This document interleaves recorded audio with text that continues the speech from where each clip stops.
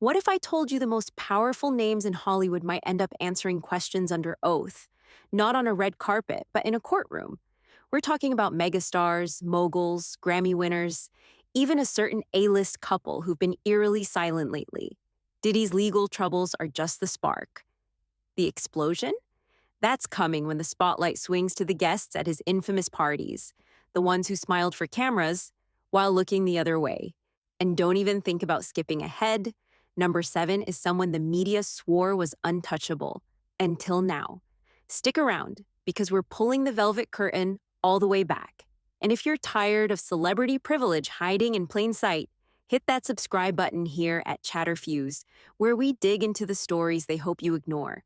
You know who wasn't just arm candy at those chaotic VIP parties? Jennifer Lopez.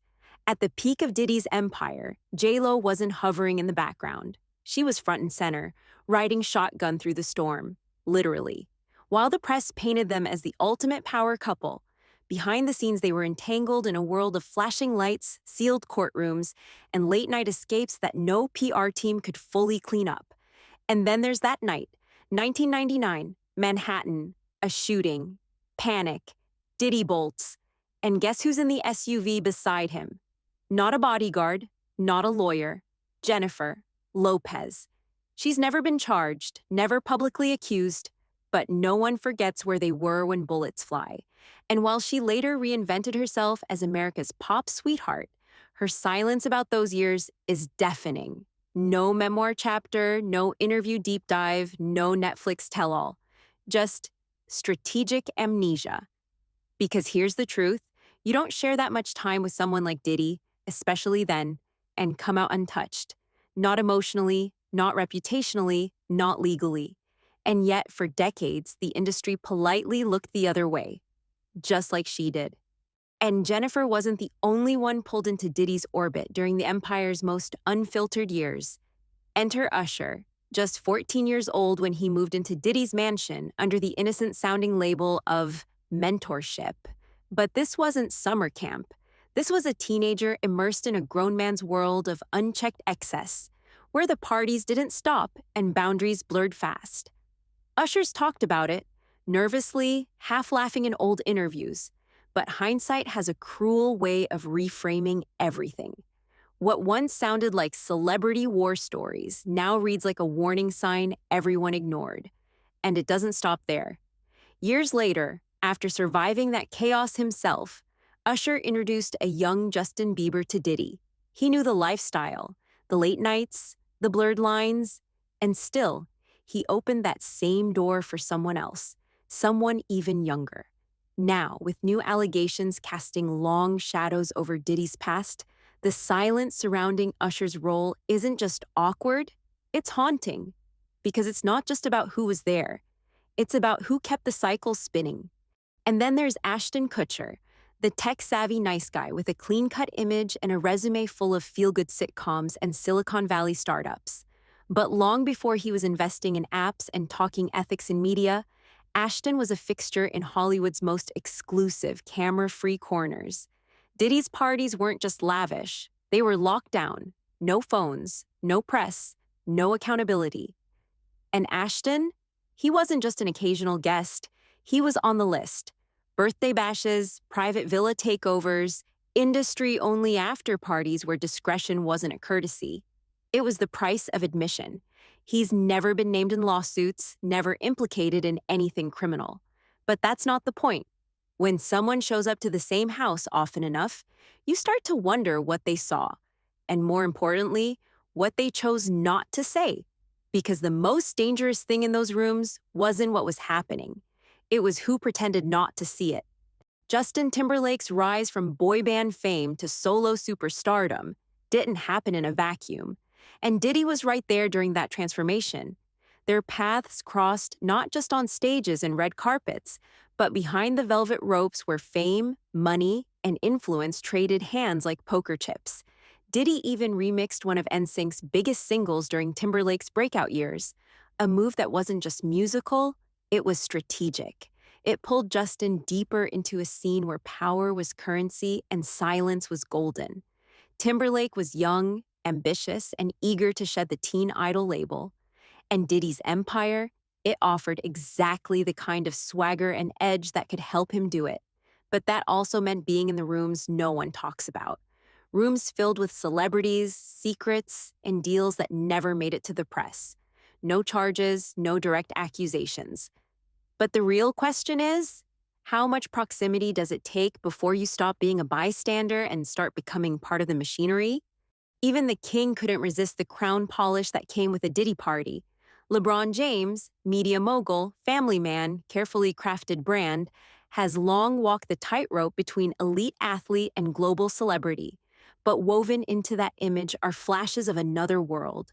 Photos of LeBron at Diddy's All-Star weekends, yacht parties, and luxury after-hours gatherings have surfaced for years, each one a snapshot of a world far removed from courtside cameras and endorsement deals. He once joked, "Ain't no party like a Diddy party," and back then, it was just a punchline. Now, in the context of mounting allegations and buried secrets, that line feels a little less playful and a lot more loaded.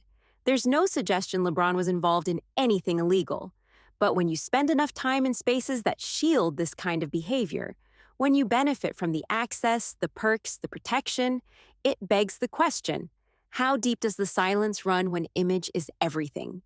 And then there's Kevin Hart, the comic relief in almost every room, until the jokes start cutting a little too close to reality.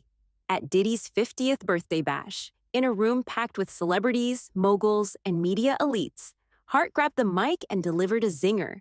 Too many secrets in this room. The crowd roared, but now that throwaway punchline doesn't feel like a joke. It feels like a warning that no one took seriously. Kevin's been a regular at Diddy's most private events, those invite-only Rock Nation gatherings, blacked-out brunches, and intimate house parties where NDAs were more common than gift bags. He wasn't just attending, he was headlining, hosting, and making everyone laugh while the walls kept the real stories in. And since the lawsuits hit, total silence. Not a tweet, not a clarification, not even a carefully crafted PR response. Which begs the uncomfortable question, was Kevin always just the entertainer? Or did he learn early that the safest punchlines were the ones that told the truth without ever naming names?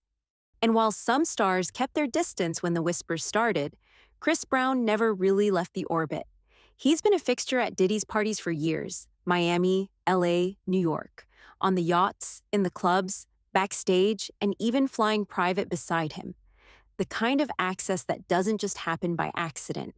And when you add Chris's own headline-stained past into the equation, the picture becomes harder to ignore. This isn't about guilt by association. It's about patterns, about how certain names keep showing up in the same places, protected by the same system, moving in circles where scandal gets brushed off as just another night. Chris has remained largely untouched in this conversation, at least legally, but with the layers of Diddy's empire being peeled back, every guest list and every private jet manifest starts to feel less like coincidence and more like a map of who knew how deep the darkness really went. And hovering in the background of so many of these elite gatherings is Naomi Campbell, a supermodel whose runway was never limited to fashion. Her name has long floated through the same rarefied air as billionaires, tycoons, and men whose reputations have since collapsed under the weight of their secrets. Diddy was one of them. Epstein was another. Naomi didn't just attend a few glamorous parties. She was a recurring presence in rooms where cameras were banned, and silence was the unspoken dress code. Photos place her beside Diddy in Ibiza, Cannes, the Hamptons, always smiling, always just a step away from the center. And while no charges have ever been brought against her, the pattern is impossible to ignore. Powerful men, hidden worlds, and Naomi standing just close enough to raise eyebrows, but never speak. It's not about guilt, it's about proximity, and how often the same names reappear in the shadows of scandals no one dares to fully name. And then there's the royal couple, Jay-Z and Beyoncé. When it comes to cultural influence, they sit on the throne. But power doesn't move in a vacuum, and Jay's long-standing alliance with Diddy is carved deep into hip-hop history. They've shared stages, swapped investments, toasted at brunches filled with billionaires and bodyguards. And wherever Diddy's empire threw a high-profile event, odds are you'd find the Carters close by, smiling, networking, carefully observed but never scrutinized. Beyoncé, usually guarded and deliberate, has been photographed at Diddy's exclusive Hampton parties and private galas more than once. But now, with Diddy's empire under investigation and names quietly disappearing from guest lists, their silence isn't just noticeable, it's strategic. For two people who control their narrative with military precision, the lack of any comment speaks volumes. It's not just about loyalty anymore. It's about survival. Because when the walls close in, even royalty starts checking for exits. So here we are, at the edge of a story that was never just about one man. This isn't a scandal. It's a system, a web of silence spun by money, image, and mutual protection, with just enough glamour on the surface to keep the public distracted from what's rotting underneath. From Hollywood royalty to music moguls, these weren't random party guests. They were regulars, beneficiaries. Some may not have broken the law, but when you're that close to the flame, choosing not to speak is its own kind of complicity. Diddy's fall may have kicked the door open, but what's pouring out now is a flood of questions about who else knew, who else stayed quiet, and why so many powerful people are still pretending they weren't standing in the same room.